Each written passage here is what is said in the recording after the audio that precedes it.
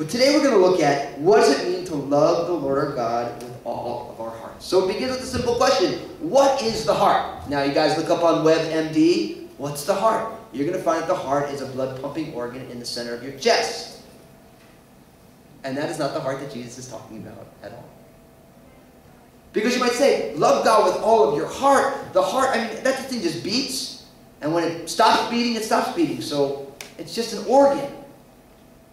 But see, Jesus talking about the heart is not talking about the blood pumping organ. He is talking about the control center of human life.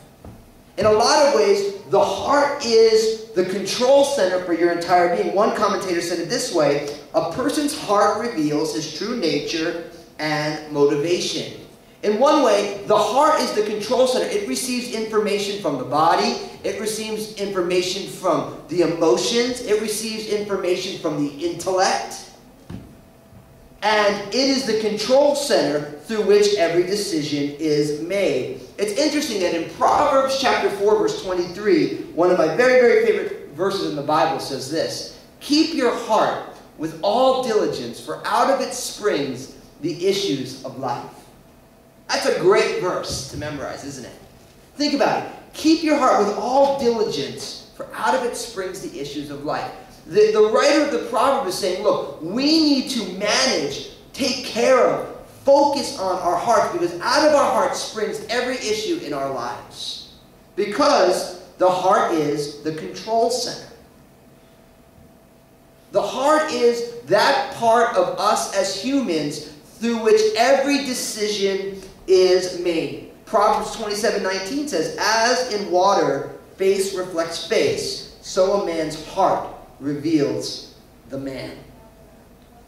What is in our heart ends up becoming who we are. So today, my encouragement, the thing that I'm going to be focusing on, is for us to live lives that are en-heartened lives. Lives that are loving God with all of our hearts. Now, the reality is that all of humanity lives lives from their hearts.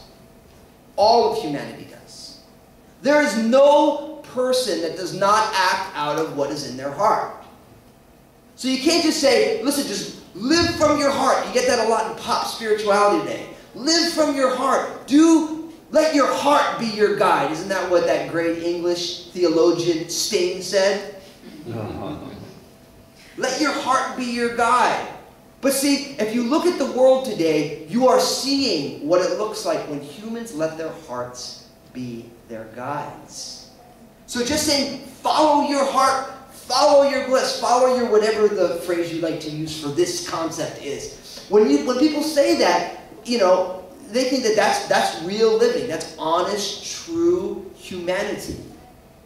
But all around us, we see the fruit of this. Now, you have to realize this. The heart is where the battle between the flesh and the spirit happens.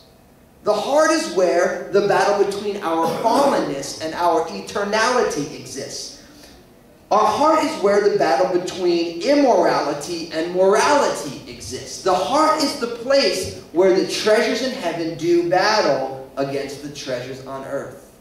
The heart ultimately is the control center by which all of these things come together, get determined. And even though modern culture teaches us that really, in effect, if you really want to, I've been thinking about, if you could explain everything in one sentence lately. Do you ever try and do that? It's like, if you read any of the marketing research of the major companies, they always say you need to deduce everything down to a catchphrase. If you want to deduce down American-style spirit, kind of pop spirituality into one phrase, it would be simply do what you want. That's what it is. Do what you want. And all over the place, that's what we're encouraged to do. Do what you want. Why is this a problem? Simply to this. The Bible teaches that the human heart is at the same time created in the image and likeness of God and also warped by sin. We could do what we wanted to do if we were just in the image of God. But see, the Bible doesn't teach that humanity was just created in the image and likeness of God. The Bible teaches that humanity was created in the image and likeness of God, and then also there has been a warping due to the fall of humanity. So the problem with do what you want to do is that everything that we want to do isn't always a good thing. Sometimes us following our hearts is just dead wrong. The Bible teaches that the human heart, although created in the image and likeness of God, is not flawless. It is not perfect. It has struggles. I mean, you even just go back and look at the fall of mankind in the book of Genesis. Do you remember Adam? You guys know Adam and Eve? You guys heard of them? You know, they're in the garden. They were allowed to eat whatever they want, except God said, look, that one tree, I don't want you to touch that one.